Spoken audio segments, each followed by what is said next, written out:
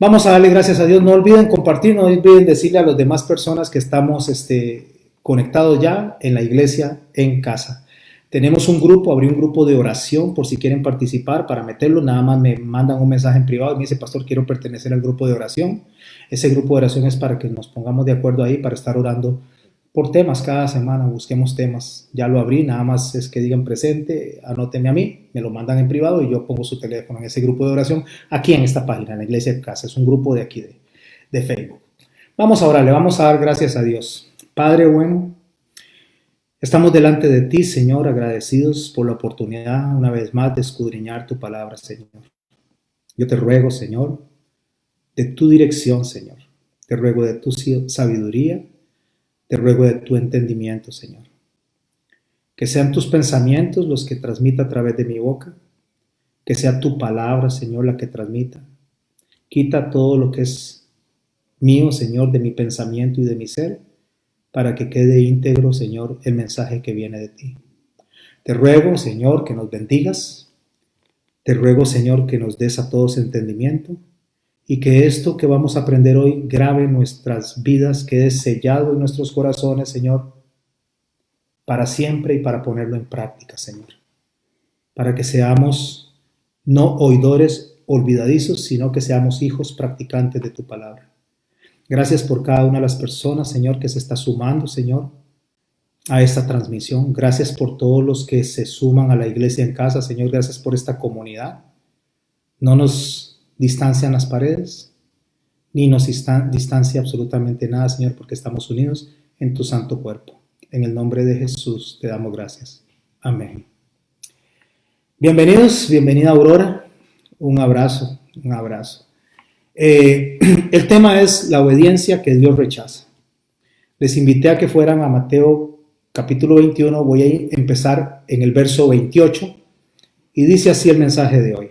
Voy a empezar leyendo Mateo 28, una palabra con la que inicia ese verso y dice: pero, ¿qué os parece? Dice el Señor. Pero, ¿qué os parece? ¿Por qué es importante prestarle atención a este pero? Porque nos conecta a lo que el Señor viene desarrollando en una conversación antes de este momento. Y Él viene y va a reflejar una parábola de dos hijos. Y va a preguntar justamente cuál de los hijos fue el que obedeció a su padre. Ahorita lo leemos.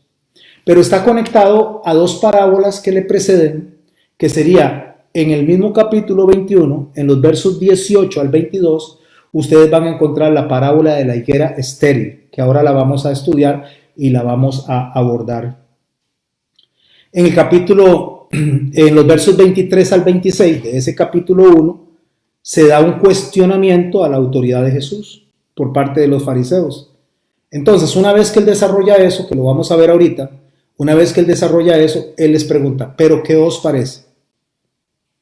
No me voy a desconectar de allá, pero quiero sentar la base de lo que vamos a estudiar hoy. La pregunta que hace nuestro Señor es: ¿pero qué os parece? Dice, y desarrolla una parábola. Un hombre tenía dos hijos.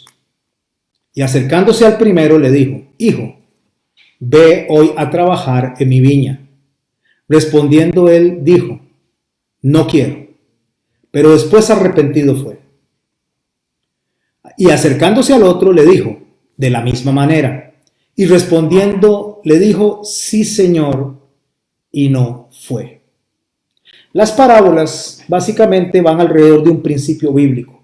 Nosotros no podemos darle un sentido muchas veces a palabra por palabra, aunque tal vez algunas sí y otras no. En este caso vamos a hablar del sentido, vamos a hablar del espíritu del mensaje, vamos a hablar del principio bíblico.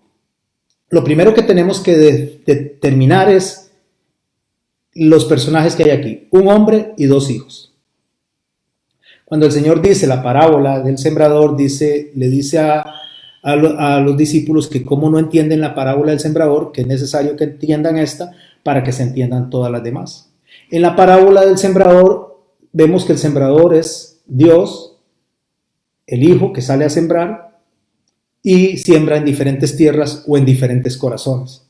Entonces eso nos conecta a que nosotros tenemos que interpretar correctamente esta parábola, entendiéndose que el hombre es y representa a Dios. Y los dos hijos es los que tenemos que definir quiénes son. Son dos personas o básicamente son dos grupos de personas. Entonces, recuerde que él viene de estar hablando de la parábola de la higuera estéril, que vamos a verla en esta charla, y del cuestionamiento que le hacen a él de su autoridad para hacer las cosas. ¿Quiénes lo hacen? Los fariseos. Cuando el primer hijo le dice a él, o él le dice, mejor dicho, el hombre le dice a su hijo que vaya a trabajar a la viña, el hijo le dice, no quiero. Y después le dice, arrepentido que sí va a ir. Al otro más bien contesta rápidamente, sí señor, sí quiero, y no fue. Qué interesante, mis hermanos, muchos hijos se comportan así, llegan a entender de alguna manera cómo se conduce especialmente la mamá, a veces el papá, y el papá o la mamá le dicen, mire, mi amor, mire mi chiquito, mire mi chiquita, vaya y recoja esa basura y la lleva afuera. Voy a poner ese ejemplo. Creo que en todas las casas hay basura y en todas las casas hay que sacar la basura. Y el muchacho le dice, sí. Ajá. Y a veces eso deja tranquilo al papá y a la mamá y al final de cuentas no lo hace. Parece que hay obediencia, pero realmente no hay obediencia porque hubo un asentimiento a lo que iba a hacer, pero no lo hizo. Sigamos leyendo el texto para empezar a sentar las bases del estudio de hoy. Verso 31. Estoy en el capítulo 21 de Mateo y voy a leer el verso 31. Estamos en la parábola de los dos hijos. Pregunta Jesús, ¿cuál de los dos hizo la voluntad de su padre? Ahí está la pregunta. ¿Cuál de los dos obedeció a su padre? ¿O cuál de los dos hizo la voluntad de su padre? Ellos le responden y ellos dicen, el primero. ¿Cuál es el primero que para ellos hizo una respuesta en obediencia? El que dijo que no y después dijo que sí. Para efectos de ellos, sí lo hizo porque al final hizo la tarea aunque se había negado en principio. Para ellos el segundo no, porque aunque dijo que sí, no hizo lo que se le encomendó. Entonces ellos definen que el primero. Jesús no les dice a ellos que respondieron acertadamente. Nuestro Señor les dice, de cierto os digo que los publicanos y las rameras van delante de vosotros al reino de Dios. Qué interesante, no les dice que lo que respondieron es acertado, sino que más bien lo que hace es una comparativa entre los publicanos y las rameras, que van delante de los sacerdotes o los fariseos que están allá al frente de él. ¿Quién es un publicano? Los publicanos eran personas sumamente odiadas. Eran judíos israelitas que se acomodaron al imperio y cobraban impuestos para el imperio, siendo los mismos, siendo del mismo pueblo, siendo de ellos mismos, cobraban impuestos para dárselos al imperio. No solo cobraban los impuestos, sino que le ponían un poco más para dejárselo. Entonces, para ellos eran traidores a la patria. Para ellos eran enemigos, peor que los romanos, porque los romanos por lo menos eran los enemigos. Pero estas personas se supone que eran de los mismos, del mismo pueblo, de la misma familia. Por eso es que hay un dicho que no hay peor cuña que la del mismo palo. Ese dicho es que no hay peor enemigo que el de la misma familia que te hace un daño. O sea, lo peor que puede pasarle a una persona, hablemos de congregación, es que los mismos de la congregación ataquen a la misma congregación. Los mismos de la Iglesia de Cristo ataquen a la Iglesia de Cristo. De hecho, tengo una enseñanza más adelante, creo que por ahí de noviembre, que se llama Cristianos contra Cristianos. Porque el principal problema es cuando los cristianos atacan a los cristianos. El mismo cristiano, el mismo creyente causa división dentro del cuerpo de Cristo. A veces no son ni los de afuera, son los mismos de adentro. Bueno, ese es tema para otro día. Pero eso era lo que pasaba con los publicanos. Y las rameras, ¿quiénes sean? Mujeres totalmente alejadas del propósito de Dios, totalmente en estado de pecado porque eran prostitutas. Y eran prostitutas que se vendía su cuerpo a quien fuera, simplemente por hacer dinero. Entonces él le dice a ellos que estas personas, estos cobradores de impuestos, estos publicanos, van a estar delante de ellos antes que ellos para entrar al reino de los cielos, lo mismo que las rameras. Y dice el verso 32, porque vino a vosotros Juan en camino de justicia, Juan el Bautista, a enseñarles, y no le creísteis. Es justamente la autoridad que van a cuestionar ellos, o que cuestionaron unos versos antes, ahorita vamos ahí. Pero los publicanos y las rameras les creyeron. Y vosotros, viendo esto, dice, no os arrepentisteis después para creerle. Aquí hay algunas cosas que tenemos que detallar antes de seguir con esta enseñanza. En primer lugar, las parábolas que el Señor enseña, todas las parábolas tienen que ver con temas de conducta. Y si usted analiza las parábolas, todas las parábolas tienen que ver con temas de conducta del pueblo de Israel y de sus líderes en particular. Aunque toda la Biblia tiene aplicaciones para nosotros, prácticas, donde podemos ver la conducta de ellos y cómo Dios responde a esa conducta insensata. De hecho, nos aplica a nosotros también. Cuando nosotros hacemos lo mismo que ellos hacían, nos va a aplicar a nosotros. Como ejemplo, como un espejo de lo que puede acontecernos a nosotros si nosotros hacemos lo incorrecto delante de Dios. Entonces, las parábolas y las enseñanzas de Jesús están centradas en conducta, en cómo me voy a comportar yo con los demás y cómo me voy a comportar yo con Dios. Por eso Él les pregunta, ¿qué os parece? Cuando Él pregunta, ¿qué os parece? Es en referencia al cuestionamiento que le están dando a ellos en cuanto a su autoridad, para empezar a hacer una enseñanza sobre la obediencia que Dios acepta y la obediencia que Dios rechaza.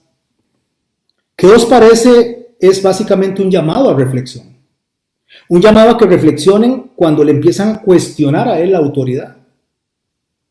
Eran líderes fracasados los que le estaban preguntando a él, líderes fracasados en cumplir el plan de Dios para el pueblo.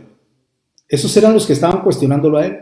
Básicamente la parábola en sí o las parábolas en sí lo que están mostrando es un veredicto de condena en la que ellos mismos tenían que reflexionar.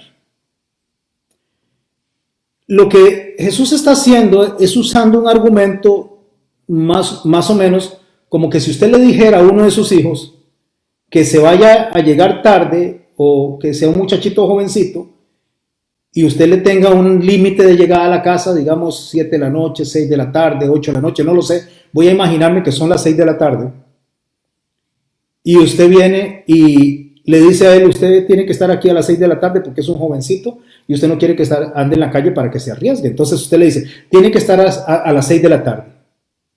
Y hay con que usted me venga después de las 6. Y se voltea y usted le pregunta, ¿qué le parece? Le dice, si viene después de las 6, lo que le puede pasar. Básicamente es un llamado a reflexión. Es un llamado para que ellos analicen en sí mismos la conducta que están teniendo. Por eso él, en la parábola, lo que hace él es condenarlos a ellos. Cuando hablo de condena, no estoy hablando de enviarlos al fuego eterno, estoy hablando de una condena en cuanto a su acto, para que ellos reflexionen y sean llamados a arrepentimiento y entonces ellos vengan y compongan su conducta. Entonces la pregunta es esa, ¿qué os parece? Haciendo ese llamado a reflexión. Es una comparación entre los dos hijos. Y si usted analiza la parábola, los dos son desobedientes. Lo que pasa es que en lo que el Señor está haciendo, está condenando en un lado las motivaciones y en el otro está condenando las intenciones. En la parábola de los dos hijos desobedientes condena las motivaciones de los religiosos. Mas en la parábola de los labradores malvados, lo que él está condenando es el método. Y ahorita lo vamos a ver cuando avancemos con esta enseñanza. Repito, no es una interpretación de detalles, es una interpretación de principios de enseñanza. Pero todas estas parábolas, si usted agarra el capítulo 21 y analiza las parábolas que están ahí, la de la higuera estéril, después va a ver la parábola de los dos hijos y la de los labradores malvados. Estas parábolas están ligadas, están conectadas a Isaías capítulo 5, a una parábola que Isaías puso ahí que se llama parábola de la viña o el canto del amado. Yo les voy a invitar que vayan conmigo para que vean la conexión de lo que está pasando aquí con lo que Jesús hace y dice en la profecía de Isaías, capítulo 5. Busquen su Biblia, capítulo 5, 1 al 7. Mientras tanto también yo voy acomodando aquí el texto para para leerlo. En Isaías capítulo 5 se encuentra una profecía básicamente representada en parábola. Y esto es lo que está aconteciendo, como les digo, en el capítulo 21, en estas parábolas que estamos desarrollando hoy. Voy a leer a partir del verso 1. Dice así: ahora cantaré por mi amado, el cantar de mi amado a su viña. ¿Quién es mi amado en este caso? Bueno, si nosotros vemos, es el padre que está mandando a sus hijos a hacer una obra. Por favor, conecten eso, conecten lo que estamos estudiando de los hijos desobedientes con esta parábola profética de lo que está pasando con Jesús en ese instante. Ahora cantaré por mi amado, el cantar de mi amado a su viña. ¿Qué es la viña? La viña es donde crecen las uvas, donde él viene y la ha cuidado, donde él viene y protege esa viña porque es de su pertenencia. Es todo lo que tiene que ver con las parábolas del reino. Las parábolas del reino es de lo que le pertenece al amo, de lo que pertenece al dueño de la viña, de lo que le pertenece al padre de familia. Todas esas parábolas están giradas alrededor de Israel y alrededor de la conducta del pueblo de Israel, tanto de los religiosos como de la gente común, de la gente del pueblo. Llámese común con todo respeto. Me refiero que no tenían la responsabilidad de guiar al pueblo, sino más bien que eran y debían ser guiados por los sacerdotes. Continúa el texto diciendo, estoy en Isaías capítulo 5. Tenía mi amado una viña en una ladera fértil. Préstele atención. El amado puso, hablando de Dios, puso una viña en un lugar donde tenía que producir. Debía de producir, eso era lo menos que se esperaba. Si usted tiene una tierra fértil y siembra, usted lo menos que espera es que produzca. Y dice, la había cercado y despedregado. Cercado es que le puso una cerca, valga la redundancia, le puso una cerca y le quitó las piedras. Una vez que le quita las piedras, dice el texto, y le había plantado vides escogidas. ¿Qué son vides escogidas? Es la planta que va a dar uvas y él cogió lo mejor y lo puso en esa tierra. Había edificado en medio de ella una torre. La torre es para vigilar que no vengan los ladrones y no la ataquen y no le roben. Echó también en ella un lagar, que es un lugar donde se van a guardar una vez que se producen las uvas, va a guardarse todo eso. Ya tiene todo listo, tiene el campo, tiene el viñedo, tiene la tierra lista, tiene las torres de vigía. Entonces dice el texto, y esperaba que diese uvas, y dio uvas silvestres. La uva silvestre es muy diferente a la uva que produce dulce para el vino. La uva silvestre básicamente es una uva más pequeñita y es como muy ácida, casi tirando a amargo. De hecho, algunas uvas silvestres hasta tienden a ser venenosas, son peligrosísimas. No todas, pero muchas de ellas son venenosas. Él esperaba que diera uvas grandes, dulces, buenas para hacer vino, y dio uvitas silvestres. Recuerde, por favor, no se desubique, no se desenfoque, que estamos estudiando una pregunta que les está haciendo ellos, una parábola en pregunta que le está haciendo a ellos acerca de la obediencia, debido a que le cuestionaron su autoridad y le estaban cuestionando con qué autoridad él venía a hacer las cosas que hacía. Entonces él viene y utiliza esas parábolas que están ligadas a esta del capítulo 5 de Isaías como parábola profética. Sigo leyendo. Ahora pues, vecinos de Jerusalén, varones de Judá, juzgad entre mí y mi viña. ¿Qué está diciendo? Ahora ustedes tienen que ver entre lo que es mío y lo que soy yo, si lo que yo voy a hacer está bien o está mal. ¿Por qué? Porque resulta que él había preparado todo el terreno, él había preparado absolutamente todo con el fin de que produjera fruto bueno, con el fin de que produjera uvas buenas, pero dio uvas malas. Entonces ahora él dice, juzguen Jerusalén entre ustedes y yo. Es lo que Dios está diciendo. Juzguen entre ustedes, el pueblo de Israel, y los sacerdotes y yo. Es lo que el Señor está haciendo en la parábola en Mateo, pero seguimos en Isaías. El verso 4 me conmueve a mí, porque dice, ¿qué más se podía hacer a mi viña que yo no haya hecho en ella? ¿Qué está diciendo Dios? ¿Qué más yo puedo hacer? ¿Qué más puedo hacer en esta viña que ya no hubiera hecho para que dé fruto bueno? ¿Qué más puedo hacer? Y pregunta él mismo en la parábola de la viña en Isaías 5, ¿cómo esperaba yo esperando que diese uvas, me ha dado uvas silvestres? Hermanos, a mí esto me conmueve mucho y ahorita seguimos leyendo Isaías 5, me conmueve mucho, porque cuando el Señor nos enseña a nosotros de lo que Él desea de nosotros, ejemplo, uno de los ejemplos, el Señor nos dio a nosotros 2 mandamientos primarios. Tenemos que obedecer muchos mandamientos, pero hay 2 que son primarios. Amar a Dios por sobre todas las cosas y amar al prójimo como a nosotros mismos. El Señor nos enseña también que nosotros tenemos que velar y trabajar por la unidad del cuerpo de Cristo y dejar de estar con esas odiosas divisiones que hacemos nosotros. Pensando que si yo tengo un grupito aquí, este grupo es mejor que aquel, o aquel es mejor que el mío. Y Dios manda que no pensemos en grupos individuales, sino que pensemos en una sola familia. Somos una sola familia. El Señor nos enseñó a nosotros, el Señor preparó el terreno, el Señor despedregó, o sea, sacó todo lo que había que sacar, pleitos, rencores, enemistades, falta de amor, y la abonó, le puso perdón, le puso amor, le puso compasión.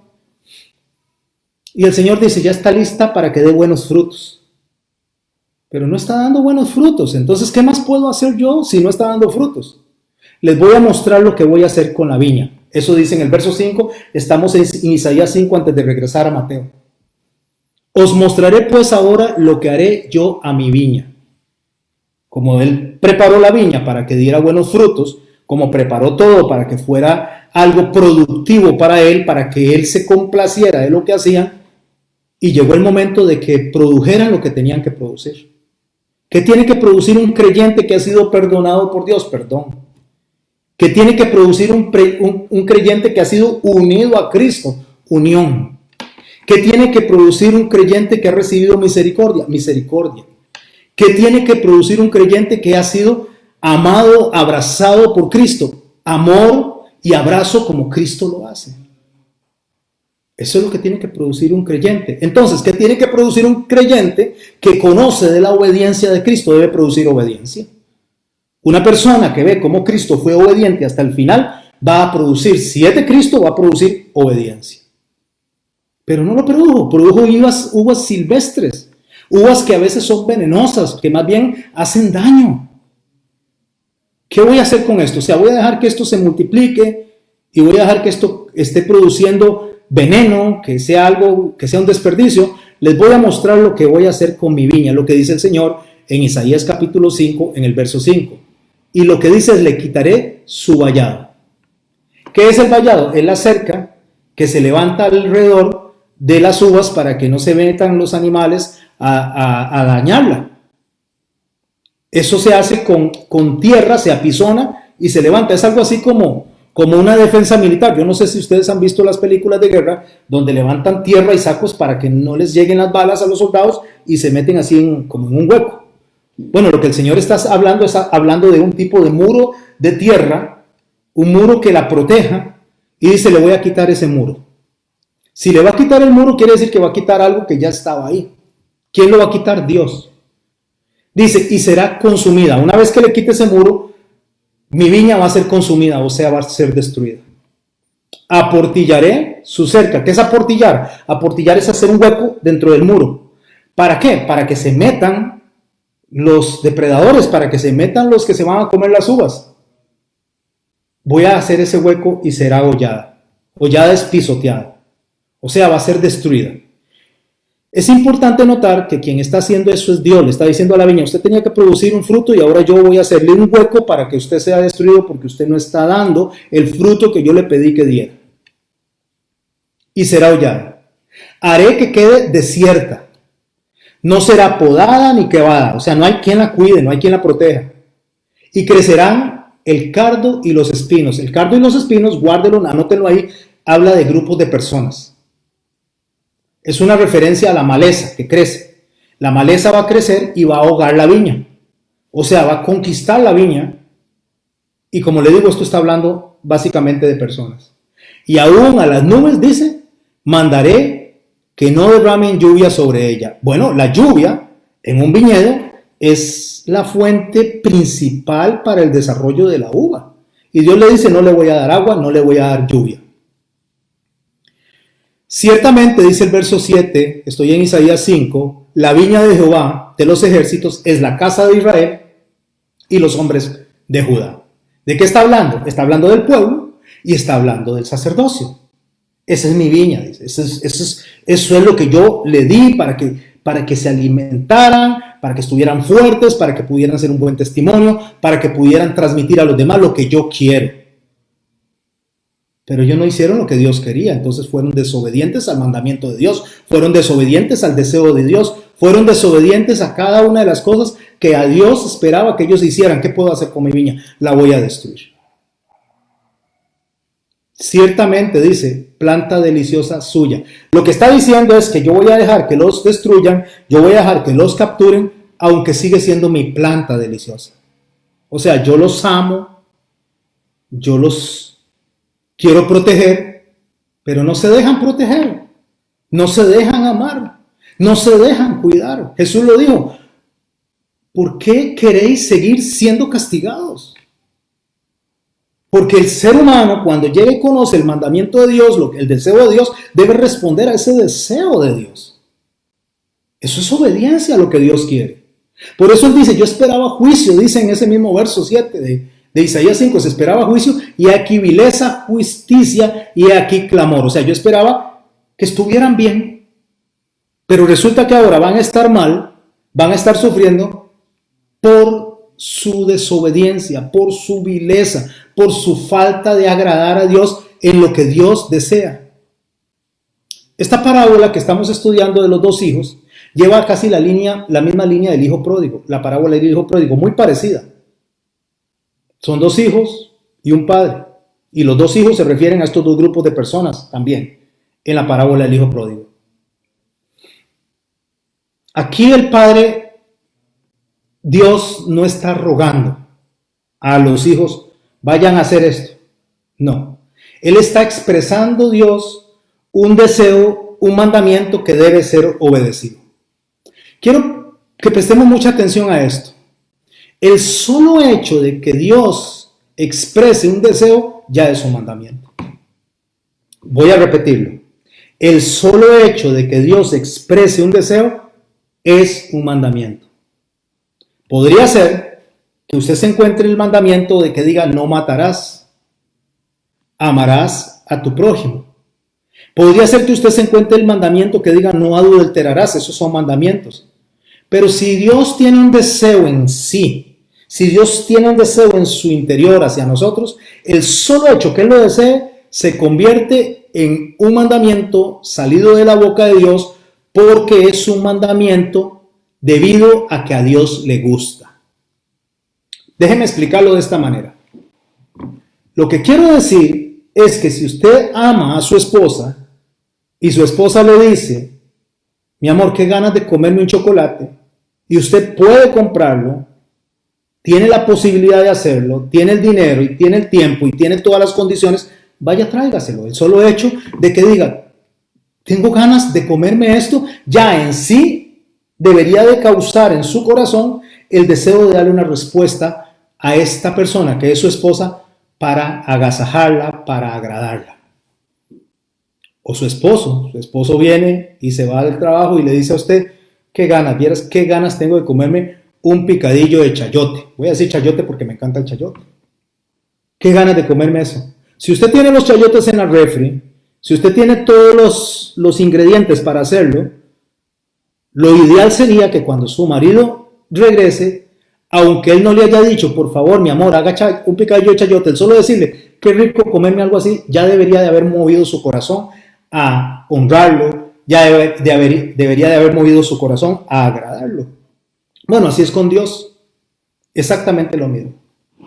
Voy a leer Juan 17, no se vayan de Mateo, solo quiero leer un deseo expresado del Señor en Juan 17, que el solo hecho de expresar ese deseo debería ser para nosotros un mandamiento. Y dice así el Señor. Voy a leer Juan 17 a partir del verso, del verso 13. Pero ahora voy a ti y hablo esto en el mundo para que tengan mi gozo cumplido en sí mismo, hablando de los discípulos. Yo les he dado tu palabra y el mundo les aborreció porque no son del mundo, como yo tampoco soy del mundo. No ruego que los quites del mundo, sino que los guardes del mal. No son del mundo como tampoco yo soy del mundo. Santifícalos en tu verdad, tu palabra es verdad. Como tú me enviaste al mundo, así yo los he enviado al mundo. Y por ellos yo me santifico a mí mismo, para que también ellos sean santificados en la verdad. Mas no ruego solamente por estos, sino también por los que han de creer en mí por la palabra de estos. No solo por esos discípulos, sino por usted y por mí. Usted que me está escuchando y por mí, Él está orando. Para que todos escuchen el deseo. Para que todos sean uno, como tú, oh Padre, en mí y yo en ti, que también ellos sean uno en nosotros, para que el mundo crea que tú me enviaste. Ese es el deseo. El deseo de Dios es que seamos uno. Seamos uno nosotros y seamos uno en Él, que no hayan las divisiones odiosas que hace el orgullo humano, que hace el creernos mejor que los demás, botar eso y abrazarnos y unirnos, como le invito yo a usted que participe en este programa Iglesia en Casa, en esta comunidad. No le estoy diciendo que se venga a congregar con nosotros, solo le estoy diciendo, unámonos alrededor de esto. Si usted no puede desplazarse a algún lugar para escuchar la palabra de Dios, ven aquí es bien recibido, nos abrazamos, nos amamos y usted puede aprovechar del mensaje de Dios, porque es un deseo de Dios que seamos uno. Ese es un mandamiento a la conciencia del hombre. Ahora recuerde que Él dice, ¿qué os parece? Me voy a devolver al verso 18 para que hablemos de esto, que en sí mismo, el hecho de que Dios desee algo, nosotros deberíamos de acatarlo y de obedecerlo. Mateo 21, leo a partir del verso 18, para que vean la consecuencia o la secuencia de la enseñanza que Dios está conectando hasta Isaías 5. Dice el verso 18, por la mañana, volviendo a la ciudad, tuvo hambre. ¿Quién? Jesús. Regresa a la ciudad, viene de camino y le dio hambre a nuestro Señor. Y viendo una higuera cerca del camino, vino a ella y no halló nada en ella, sino hojas solamente. Y le dijo, nunca jamás nazca de ti fruto, y luego se secó la higuera. Vea qué interesante, Él no le dijo a la higuera, produzca fruto. Él no le dijo a la higuera, tengo hambre. Pero es Dios el que está ahí al frente. Y usted me dice, pero la higuera no oye. La higuera, usted y yo, estamos conectados con nuestro Dios amado y su deseo. Y déjeme seguir leyéndole esto para que usted vea la hermosura de este texto. Viendo esto, los discípulos decían maravillados, ¿cómo es que se secó enseguida la higuera? Respondiendo Jesús les dijo, de cierto os digo que si tuviereis fe y no dudareis, ¿fe en qué? Guárdelo, ya se lo explico. No solo haréis esto en la higuera, ¿de qué? De secarla. Sino que si a este monte le dijereis, quítate y échate al mar, será hecho. Y si pidieseis en oración creyendo, lo recibiréis. Antes de explicar algo de lo que nosotros pedimos en oración, ¿cuándo lo vamos a recibir? Quiero decirles que Marcos en el capítulo 11, los versos 12 y 14, no se vaya, yo se los explico, dice Marcos que la higuera no estaba a tiempo de dar fruto. Esto es importante. ¿Por qué? Porque quiere decir que el Señor le llama la atención a la higuera, seca la higuera, porque no dio fruto, pero no era tiempo de dar fruto. Como estamos conectándola a la parábola de Isaías, estamos conectándola a la parábola justamente de la viña, del canto del amado a la viña, lo que significa el que solo deseo de Dios debería de producir en nosotros, debería de producir en usted y en mí, el agradar a Dios aun cuando Él no ha venido. Aun cuando todavía Él está aquí con su iglesia, nosotros deberíamos conducirnos de la manera en que Él desea que nos conduzcamos, amándonos los unos a los otros, buscando la unidad, buscando pasar por alto la ofensa, buscando ser misericordia los unos a los otros, siendo como Él, aunque Él no haya llegado. Él quiere encontrarnos haciendo así. Y eso comienza aun que no sea el tiempo. ¿Cuál es el tiempo? Aunque no haya sido el arrebatamiento, aunque el Señor no haya venido a tomar posición de su gobierno, desde ya usted y yo deberíamos de responder a ese deseo de Dios. Y si nosotros hacemos las cosas de acuerdo a como Dios lo establece, dice que lo que pidamos en oración, creyendo, entendiendo, lo que Dios está pidiendo, lo recibiremos. Si estamos hablando de amor, si estamos hablando de unión, si estamos hablando de unidad, nosotros deberíamos de orar a Dios por la unidad de la iglesia, deberíamos de orarle a Dios por la unidad de su cuerpo, aunque nosotros viéramos que es difícil. Aunque nosotros viéramos que vamos caminando contrario a su deseo. Y deberíamos de creer que eso va a pasar así, porque si creemos que el Señor va a cumplir su propósito en nosotros a la hora de hacer una unidad tal y cual está en el Padre y el Hijo, de nosotros en el Hijo, usted y yo vamos a tener la confianza de que vamos a recibir la respuesta. El Señor no está hablando de que usted pida una casa grande, no está hablando de eso. El Señor no está hablando bajo ninguna circunstancia de que usted pida un carro grande, no. Puede ser que Dios le quiera dar eso, pero no es eso lo que Él está hablando. Él está hablando de que Él manifestó un deseo expreso de que nosotros seamos uno en Él. Y que si pedimos cosas que van en referencia a esos frutos del Espíritu Santo, que son el amor, la benignidad, la paciencia, la bondad, la mansedumbre, si tenemos eso y pedimos eso, nos va a ser dado en abundancia.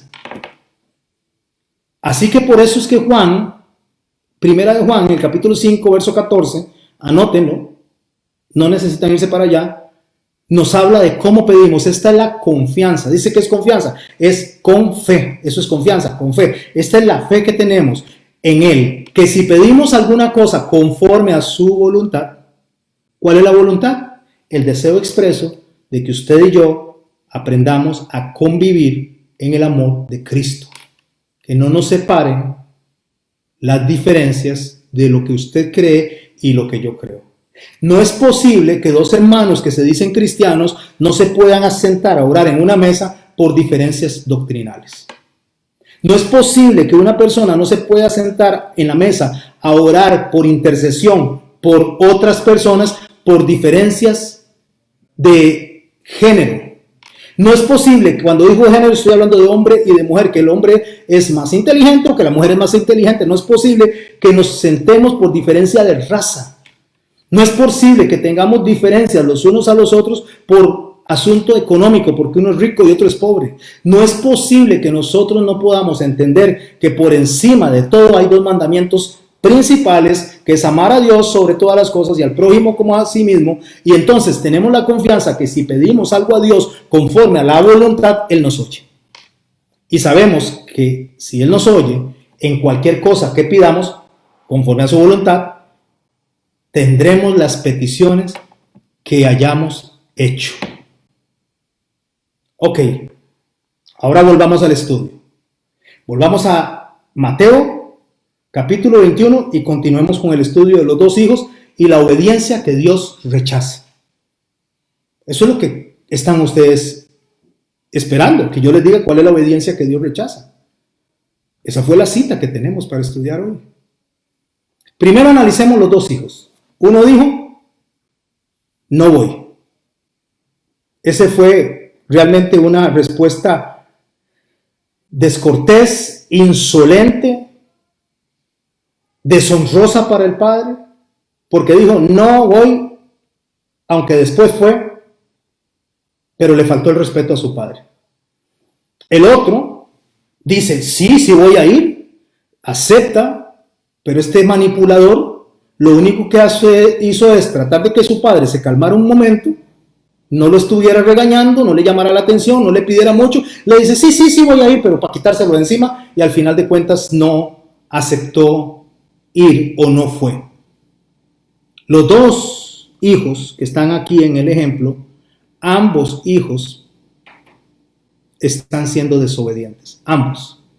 Parecería que el primero aparentemente era respetuoso porque le dijo al padre, sí voy, pero no fue. Pero lo que era un descarado, era un irrespetuoso ese. Y como les digo, el segundo peor, era un falso y un manipulador. Los dos hijos no eran ejemplo. Por eso el Señor no le dice, bien respondisteis. Por eso el Señor no le dice, qué bien contestaron ustedes. Dijeron que el primero, no. El uno era un descarado, el otro era un grosero, el uno era un irrespetuoso y el otro era un manipulador que jugó con su forma de hablar, ya voy, y no fue. Los dos son desobedientes. Así que ninguno de los dos hijos es ejemplar. Ninguno de los dos. Ahora, para entender este mensaje de esta parábola, necesitamos devolvernos a la parábola inserta y al acontecimiento inserto que está antes en este mismo capítulo de Mateo.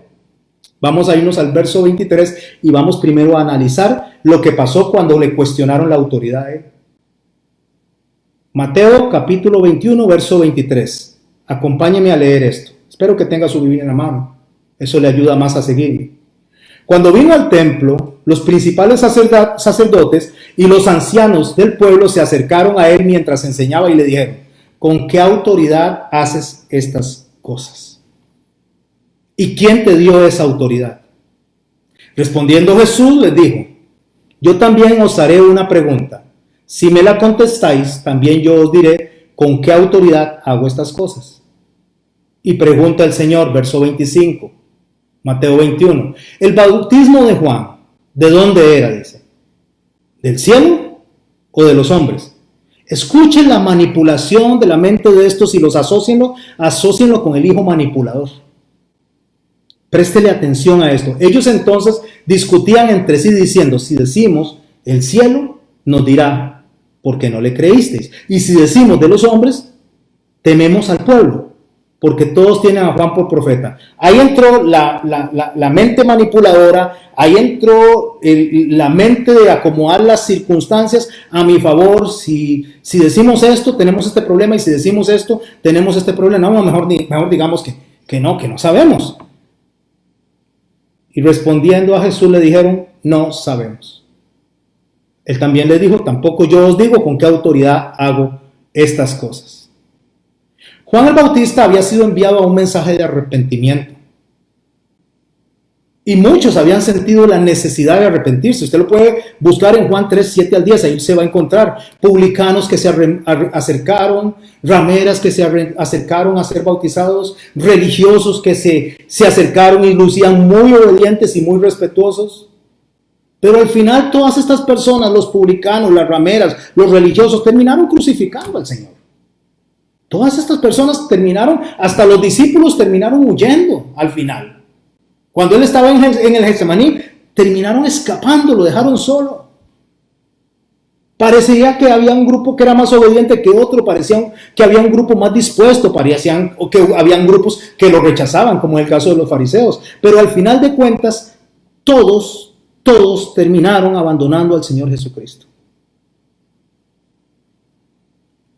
Aquí tenemos que prestar atención a algo. Entonces, ¿por qué ambos hijos fueron desobedientes? Porque igual que la higuera, solo el deseo de Jesús, solo el deseo de Dios expresado, es suficiente para que nosotros estemos deseando servir. El solo hecho que Dios diga que Él quiere, el Señor, en la oración de Juan 17, que Él quiere que usted y yo seamos uno, debería de ocasionarnos a nosotros un deseo ardiente de mantener esa unidad hasta que Él venga e irrumpa en nuestras vidas. El solo hecho de que Él haya manifestado su deseo es más que suficiente. Es importante notar que el texto no dice que los publicanos no entrarán al reino de los cielos.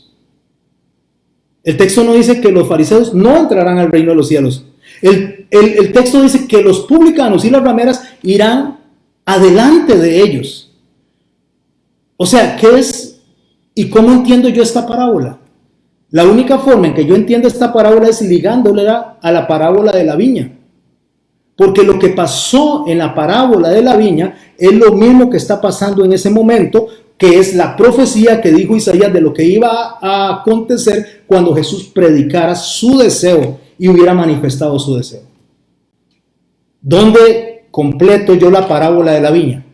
Porque la parábola de la viña lo que está hablando es de lo que le iba a pasar a Israel en el año 70 cuando fuera destruida, cuando se quitaran los vallados, cuando los romanos sacaran a los hebreos, mataran a los israelitas, a la mayoría, hicieran huir a un montón de ellos que sobrevivieron y destruyeran el templo. Eso fue lo que Dios permitió que pasara en la viña porque su deseo expreso no había sido acatado. ¿Dónde yo me encuentro eso que les estoy diciendo para conectarlo a la parábola de la viña y hacer que esta enseñanza en integral me dé a mí un resultado el cual sea de aplicación personal y me llame a mí a reflexionar y a cambiar mi conducta y saber cuál es la obediencia que Dios rechaza y poder tener la obediencia que Dios acepta? En Mateo capítulo 21, cerrando esta historia de la parábola de la viña de Isaías, del canto de la viña, del canto del amado, conectado a todo esto que les acabo de explicar de la parábola de los dos hijos, de la autoridad de Jesús, nos encontramos con la parábola de los labradores malvados que sigue a la de los dos hijos para hacer el enlace, para hacer la conexión y la fusión del principio que el Señor está enseñando. Y escuchen lo que dice el Señor: oíd otra parábola. Capítulo 21, verso 33, conectándola a las que acaba de decir, a las que acabamos de estudiar. Oíd otra parábola. Hubo un hombre, padre de familia, el cual plantó una viña, la cercó de vallado, cavó en un lagar, edificó una torre. Está mencionando el texto de Isaías capítulo 5, está casi que leyendo literalmente en su mente el texto que está en Isaías capítulo 5, la parábola de la viña, el canto del amado a la viña. Dice: el cual plantó una viña, la cercó de vallado, cavó en ella un lagar, edificó una torre y la arrendó a unos labradores y se fue lejos. Y cuando se acercó el tiempo de los frutos, o sea, de ir a recoger las uvas, envió a sus siervos a los labradores para que recibiesen sus frutos. Pero los labradores, tomando a los siervos, a uno lo golpearon, a otro lo mataron y a otro lo apedrearon. Envió de nuevo a otros siervos, a otros siervos más que los primeros, e hicieron con ellos de la misma manera. Finalmente les envió a su hijo, hablando de él, diciendo: tendrán respeto por mi hijo. Mas los labradores, cuando vieron al hijo, dijeron entre sí: este es el heredero, venid, matémosle, apoderémonos de su heredad y tomémosle y le echaremos fuera de la viña. Y lo mataron. Pregunta el Señor: cuando venga pues el señor de la viña o el dueño de la viña, ¿qué hará con esos labradores? Le pregunta a ellos. No se desconecte de todo lo que hemos estudiado hasta ahora. No se desconecte para que vea la riqueza de lo que hay en este mensaje. Y cuando estoy hablando del mensaje no estoy hablando de mis palabras, estoy hablando de este mensaje, de la palabra de Dios. Cuando venga el señor de la viña, cuando venga el dueño de la viña, ¿qué hará con esos labradores? Le dijeron: a los malos destruirá sin misericordia y arrendará su viña a otros labradores que le paguen el fruto a su tiempo. Por favor, que le paguen el fruto a su tiempo. ¿Y cuándo es su tiempo? ¿Cuando Él venga? No, es desde ya que Él quiere el fruto en usted y desde ya que Él quiere el fruto en mí, de lo que Él desea que usted y yo seamos, que seamos uno en el Señor por medio del amor del Espíritu Santo que nos ha sellado y nos ha sellado como sus hijos. Jesús les dijo: nunca leísteis en las Escrituras, dice. O sea, lo que está haciendo es confrontándolos a ellos y le dice: nunca leísteis en las Escrituras, mencionando a Isaías. La piedra que desecharon los edificadores ha venido a ser cabeza de ángulo. El Señor ha hecho esto y es cosa maravillosa a vuestros ojos. ¿Qué está diciendo? Yo vine a enseñarles a amar. Yo vine a enseñarles a obedecer. yo vine a enseñarles a ustedes cómo agradar al Padre. Y la forma de agradar al Padre es que ustedes sean uno, como el Padre y yo somos uno, y ustedes sean uno en mí, para que el mundo crea que yo he venido a salvarlo. Y dice, y el que cayere sobre esta piedra será quebrantado. El que cayere sobre esta piedra significa que un grupo de personas se va a quebrantar, un grupo de personas se va a sentir dolido de haber ofendido a Dios, un grupo de personas va a querer rectificar el camino, y sobre quien cayere esta, le desmenuzará. Pero otro grupo de personas va a rechazar el mensaje, otro grupo de personas va a ser desobediente, otro grupo de personas va a ser conveniente. Y escuche lo que dice el verso 45. Oyendo sus parábolas, los principales sacerdotes y los fariseos entendieron que hablaba de ellos. ¿Quiénes? Los religiosos. Pero al buscar cómo echarle mano, temían al pueblo porque le tenían por profeta. ¿Cuál es la obediencia que Dios rechaza? ¿Cuál es la obediencia que Dios no acepta? Yo me voy a devolver a cómo comenzamos esta historia de esta noche. Y quiero leerles justamente de nuevo la parábola de los dos hijos. Pero ¿qué os parece? Un hombre tenía dos hijos. Acercándose al primero, le dijo, hijo, ve hoy a trabajar en mi viña. Respondiendo le dijo, no quiero. Pero después fue arrepentido. Acercándose al otro, él le dijo, no quiero.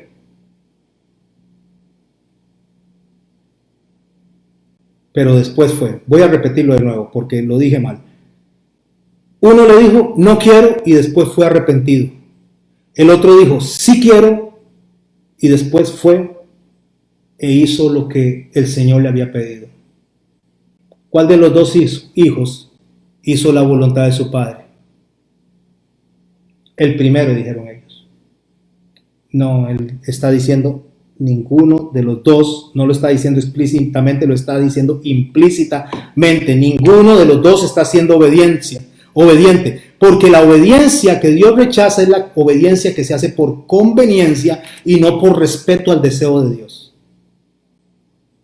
La obediencia que Dios rechaza es aquella obediencia que la persona hace simplemente por apariencia, porque lo vean. La obediencia que Dios rechaza es aquella obediencia que las personas hacen para que los pongan en una posición importante, pero no realmente porque tienen un deseo de agradar a Dios, de agradar a sus padres, de agradar y dar buen testimonio de lo que el Señor quiere que seamos. La obediencia que Dios rechaza, la puedo decir de una forma, con una ilustración. Dicen que había un niño, en la ilustración, que estaba de pie frente al maestro. Y le dice el maestro, siéntese. Y el niño dice, no me quiero sentar. Y le dice, siéntese, no me quiero sentar. Que se siente o si no, lo voy a expulsar. Y se sentó. Entonces se voltea y le dice el maestro, ve que te tuviste que sentar. Y le dice, estoy sentado pero estoy de pie. O sea, estaba físicamente sentado, pero su corazón estaba en rebeldía, en orgullo, en total rechazo a lo que el maestro le había pedido. Hermanos, la obediencia que Dios rechaza es cuando usted abraza a un hermano y por dentro usted siente otra cosa. La obediencia que Dios rechaza es cuando usted perdona, pero en realidad no hay perdón adentro. La obediencia que Dios rechaza, y estoy diciendo usted y me incluyo a mí, digo usted como forma de ilustrar. La obediencia que Dios rechaza es cuando usted dice que es parte del cuerpo de Cristo, pero en su interior usted no puede ni le gusta tener comunión con el cuerpo de Cristo. La obediencia que Dios rechaza es aquellas personas que dicen amar a Dios y no aman a su iglesia. La obediencia que Dios rechaza es aquella que dice que moriría por Cristo, pero prefiere morir sin sus hermanos a la par. La obediencia que Dios rechaza es la división que se hace en el cuerpo de Cristo cuando su deseo explícito, su deseo manifiesto es que seamos uno como Él nos mandó a ser uno. Así que mi hermano, usted puede hacer algo y mi hermano, usted puede hacer algo diciendo que Dios es el que lo está enviando, diciendo que Dios es el que le está pidiendo, pero si va en contra del principio de la unidad, eso no es de Dios. La obediencia que Dios rechaza es la obediencia que usted hace o yo hago simplemente por satisfacer mis deseos, porque Dios no se contradice. Si usted dice que ama a Dios por sobre todas las cosas, ame a su hermano. Si usted dice que usted quiere servir a Dios, hágalo como Él lo pide. Pase por alto la ofensa, perdone, tenga misericordia, trabaje en la unidad, pero desde adentro, desde el corazón, no exteriormente, no simple y sencillamente porque ¿qué me queda? No es así como funcionan las cosas delante del Señor. Esta noche yo le voy a pedir a usted que reflexione.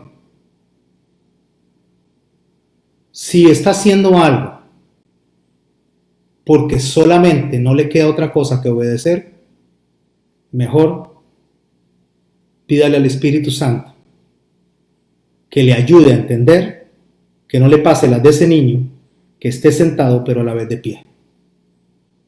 Que no le pase a usted como le pasó a ese otro joven de la enseñanza que el Señor está diciendo, que le dijo, no quiero, descaradamente al Señor no te quiero obedecer, no quiero perdonar, no quiero recibir tu consejo, no quiero recibir tu mandamiento, no quiero nada de ti, porque no quiero que me digas nada. Ese es un descarado, ese es un cínico. Pero podría ser el otro que le dice, no, sí Señor, yo te voy a hacer caso, yo te voy a obedecer, pero al final de cuentas actúa contrario a lo que Cristo demanda y a lo que Cristo le llamó a hacer. Todo lo que usted haga, todo lo que yo haga, debemos de pesarlo en la conducta de Jesucristo. Y quiero cerrar este mensaje con esto. Cuando Jesús estaba en la cruz, abajo estaban los soldados jugando. Había mucha gente alrededor. Jugaban con unos dados para repartirse sus ropas. Estos eran los asesinos, esos eran los inquisidores, esos eran los crueles. Ahí estaba él, viéndolos. Las cruces estaban no como lo ponen en las películas, a una altura de 1,50 m, 1,54 m, 1,70 m. O sea que no estaba difícil de ver ni escuchar lo que él decía. Estaban ahí abajo esos hombres jugando, esos eran los romanos que lo acababan de crucificar, que le habían metido los clavos en sus manos y le habían metido el clavo en sus pies, que le habían atravesado su cráneo con espinas, le habían golpeado en la cabeza, lo habían subido ahí con hambre, con sed, totalmente desgarrada su espalda porque tenía 39 latigazos. Y él está pendiendo sobre esos clavos, sabiendo que está llegando al final. Y él se acuerda que el propósito del Padre es uno. Que seamos uno, Padre. Que sean uno, Padre. Que perdonen, Padre, como tú, Señor, les has perdonado. Padre, Señor, que sean uno, y lo que sale de su boca es perdónalos porque no saben lo que hacen.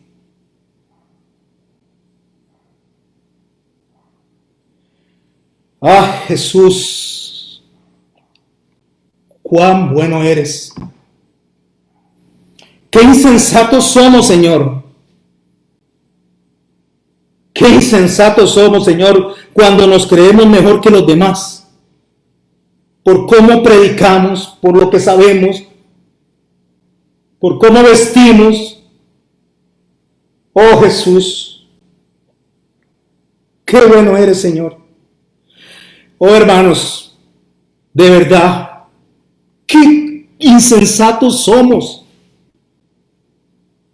¿Cuántas cosas nos dividen? Mi hermano, mi hermana, si usted y yo hacen algo que divide a la iglesia, eso no es de Dios. Si usted hace algo que lastima el corazón de otra persona, eso no es de Dios. ¿Cómo decimos que representamos a Dios y atacamos a su cuerpo, atacamos a su iglesia?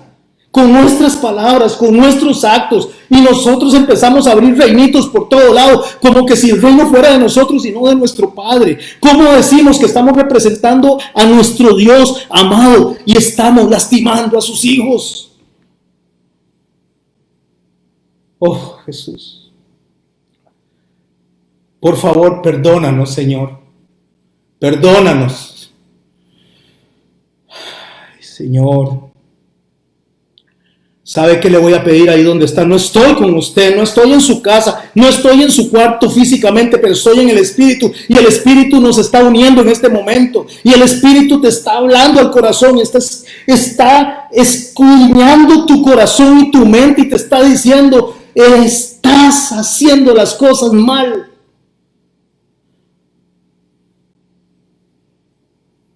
No importa si usted se discipula todos los días, no importa si usted va a la congregación todos los días, no importa si usted es el mejor pastor del mundo, el mejor predicador del mundo, no importa si usted tiene la elocuencia más grande del mundo, no importa si usted causa dolor al cuerpo de Cristo, usted no está actuando como Cristo le mandó a actuar, que seamos uno como Él fue uno.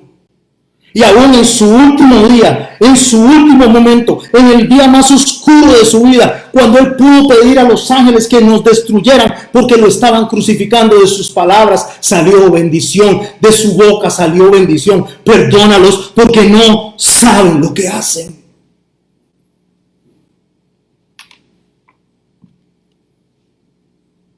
Oh, Jesús. Señor,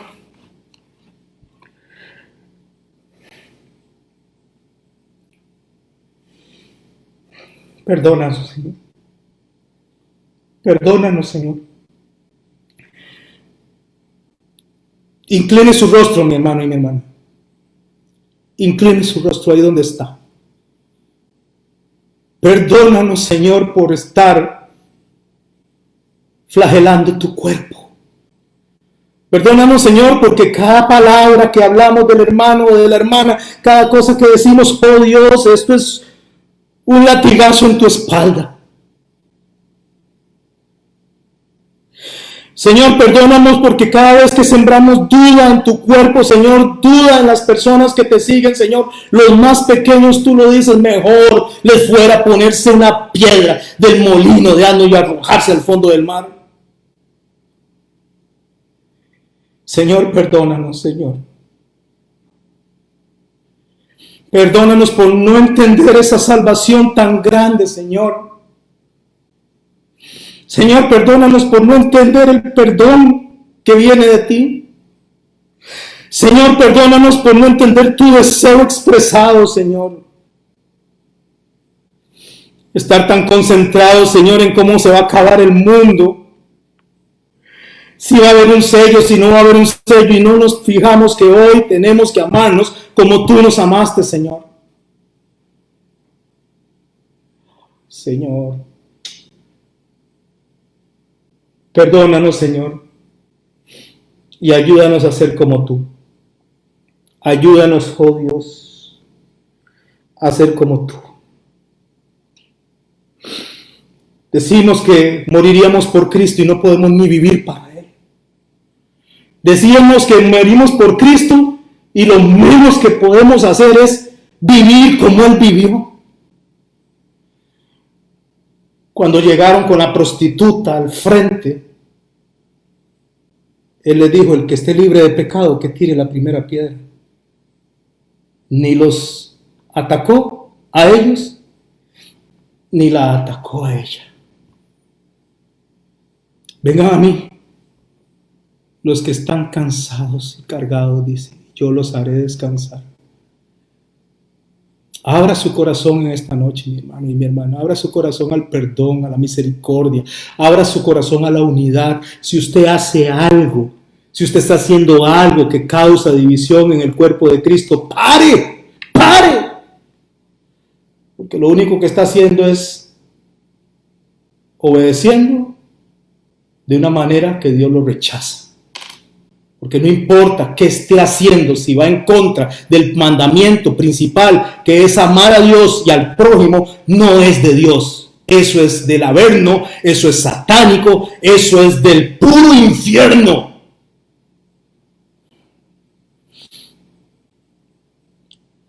Yo le llamo a que se arrepienta. Y yo mismo le pido al Señor que me perdone. Porque nosotros debemos de comportarnos como Jesús se comportó. Vamos a orar, Señor. Vamos a orar. Ya oré, pero vamos a orar de nuevo. Gracias, Señor, por esta noche. Gracias por mis hermanos los que se han conectado. Gracias por esta comunidad que has llamado Iglesia en Casa. Bendice a los que nos están escuchando y a los que van a compartir esta enseñanza. Bendice a mis hermanos que están en recuperación y a mis hermanas que están en recuperación. Ayúdanos, Señor, a amar como tú nos amaste. Ayúdanos, Señor, a ser buenos representantes tuyos. Quita la hipocresía, el orgullo, la vanidad. Quita el egoísmo de nosotros, Señor. Ayúdanos a construir, no a destruir. Y si, Señor, después de habernos enseñado esto, queremos seguir haciendo lo incorrecto, disciplínanos, Señor. Quita el vallado, Señor, de nuestras puertas y deja, Señor, que la aflicción entre a nuestras vidas para que podamos, Señor,